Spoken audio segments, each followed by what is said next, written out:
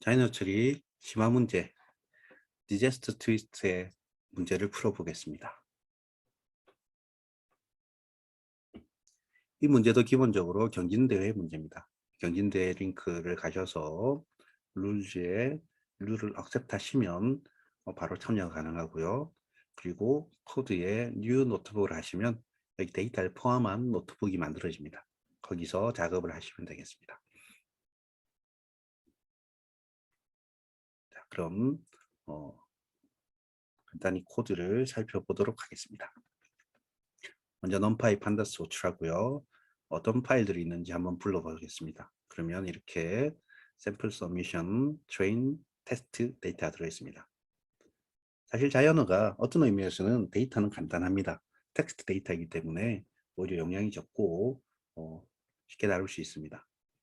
그래서 이렇게 불러옵니다. CSV 파일이니까 모든 게 트레인, 테스트, 서미션까지. 그래서 트레인을 확인해 보시면 이렇게 아이디가 있고 키워드가 있고 로케이션이 있고 테스트가 있고 타겟이 있습니다. 사실 다른 거 필요 없고요. 아이디, 텍스트, 타겟만 있으면 되죠. 이렇게 돼 있고요. 테스트 같은 경우는 이제 아이디, 텍스트, 타겟이 없습니다. 이것은 경진대이기 때문에 역시 테스트의 결과를 우리가 예측해서 맞춰야 됩니다. 제출 파일은 아이디 순서로 되어 있고 아이디가 꼭 1, 2, 3, 4로 되어 있지는 않습니다. 그리고 타겟은 일단 디폴트 0으로 세팅되어 있습니다.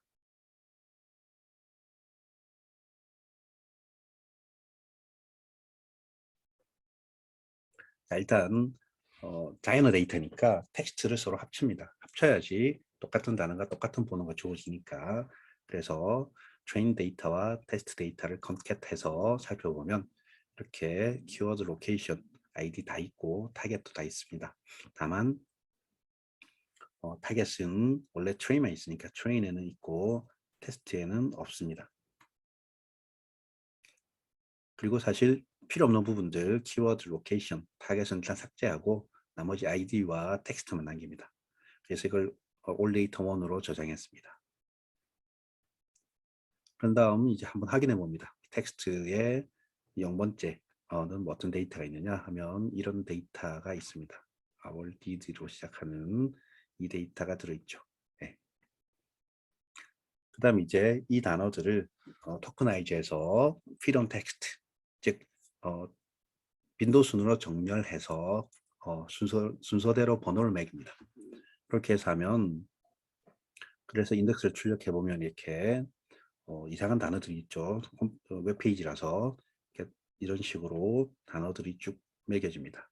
번호가 매겨지면 이걸 바로 벡터로 바꿀 수가 있겠죠.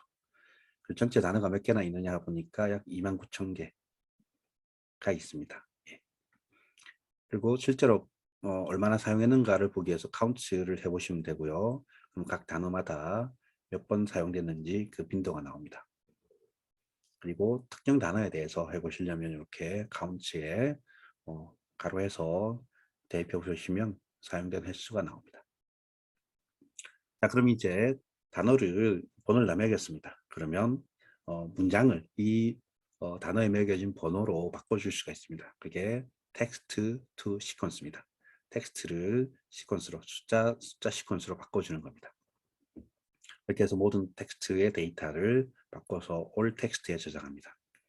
그래서 이 all 텍스트의 0번째 문장에, 즉 제일 첫 번째 문장의 길이를 보면 13개 단어로 되어 있습니다.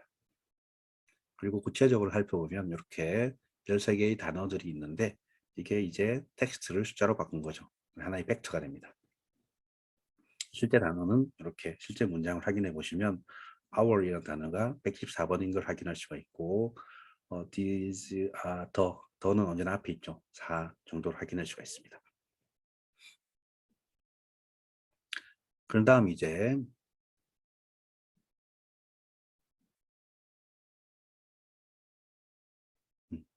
이 텍스트들의 길이를 재봅니다. 사실 그 가장 긴 게 어느 정도인지 궁금해서 했는데 해보니까 33단어가 가장 깁니다.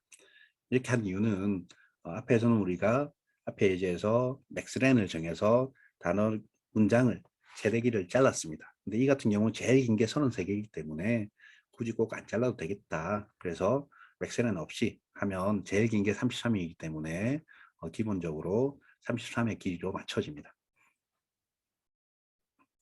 그러면 그렇게 해서 패드 시퀀스 모든 텍스트를 이제 벡터로 만들었습니다. 그런 다음에 이제 트레인 데이터와 테스트 데이터를 다시 분리해 줍니다. 그러면 이제 벡터로 된 숫자로 된 문장들이 여기에 저장되어 있습니다. 여기까지 해서 전처리가 끝나고요. 전처리 다음에 이제 모델을 만드는데 모델은 사실 앞에 우리가 사용한 모델과 거의 동일합니다. 여기서 시퀀셜 모델을 쓰고 레이어즈, 임포트 스타 하면 사실 모든 거 불러오는데 이게 저장소에 얼마나 영향을 주는지는 제가 사실 잘 모릅니다. 그래서 여러분들이 안정되게 하려면 실제 사용하는 것만 따로 이렇게 적어주시는 게 좋습니다. 워낙 이 코드는 간단해서 큰 문제는 없습니다. 임베딩은 여기 이제 인덱스 길이, 즉 단어의 개수죠. 단어 개수 플러스 1, 없는데 0 들어가기 때문에. 그리고 출력은 300으로 맞췄고요. 이 300은 이제 임베딩해서 나오는 단어의, 즉 밀집 벡터의 크기입니다. 그리고 인풋 랭스는 최대 길이가 33이었기 때문에 33으로 맞춰줍니다. 그리고 그 다음 심플 RNN 모델을 불러와서 이게 RNN 모델의 출력은 10 정도로 맞추고요. 그 10은 정해진 게 아닙니다. 여러분들이 변형해서 한번 해보시고요. 그 다음에 이제 트윗을 보고 여기가 실제로 디제스트 재앙이 있는지 없는지를 판단하는 거기 때문에 0, 1, 즉 바이너리 클래시피케이션입니다. 그래서 출력층은 하나, 액티베이션은 시그모이드를 사용합니다. 그리고 타겟 값을 역시나 Ytrain에 저장해뒀습니다. 그리고 저장을 해뒀는데 역시나 사용은 안 했습니다. 그냥 트레인 타겟을 그대로 했고요. 여기 Ytrain으로 해도 됩니다. 그리고 이진 분류기 때문에 바이너리 크로스 엔트로피, 그리고 옵티마이저는 적절히, 매트릭스는 보통 HC니까 HC 있으면 됩니다. 그리고 이건 자이너 처리 모델이니까 에포크는 2, 배치 사이즈는 512 정도가 적합하고, 역시 여러분들은 한번 실험적으로 도전을 다른 값으로 해보시기 바랍니다. 그렇게 해서 학습된 결과를 갖고 그 결과를 테스트 데이터에 대한 예측 결과를 타겟에 저장해서 제출합니다. 제출할 때 이렇게 to CSV 해서 CSV 파일 이름을 적고 인덱스 폴스를 해야지 앞에 쓸데없이 붙는 인덱스 0, 1, 2, 3, 4들이 없이 제대로 우리가 원하는 타입 포맷으로 되고요. 그렇게 해서 보면 이렇게 저장돼 있고, 이것을 다운받아서 다운로드해서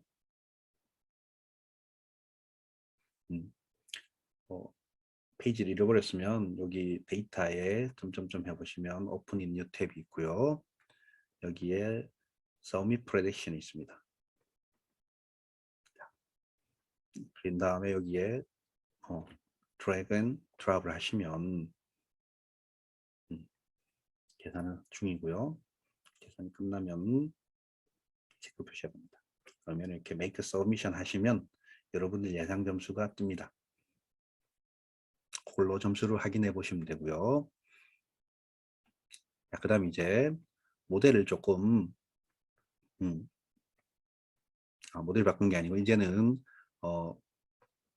결과를 앞에서 하면, 앞에 방식으로 하면 결과를 그대로 확률이 나온 그대로입니다. 바이너리 시그모이드를 거친 확률이죠. 0에서 1 사이 값인데 그 값을 그대로 한 것이고요.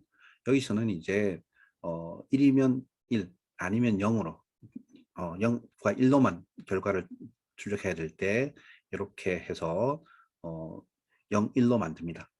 0, 1로 만든 것을 저장해서 이것도 역시나 여기 저장되어 있는 것을 다운로드 받아서 두 개 똑같은 결과니까 사실은 이걸 제출해서 해보시면 여러분들이 이 모델에서는 확률 그대로를 적는 게 좋은지 0, 1로 적는 게 좋은지 점수로 바로 확인하실 수가 있습니다. 그러면 둘 중에 하나는 폐기하시고 하시면 진행하시면 되고요. 그 다음 또 하나 이제 여기서는 사실 심플 RNN만 했는데 이거는 심한 문제입니다. 문제라서 아까 예제에서 보면 LSTM도 써보고 바이디렉셔널도 써봤습니다. 그러면 그 경험을 바탕으로 실제로 어떤 모델을 쓸지 여러분들이 직접 어떤 모델을 써야겠다, 그리고 패러미터는 얼마를 줘야겠다 라는 걸 실제로 해보시면 그것이 여러분들의 실력이 됩니다.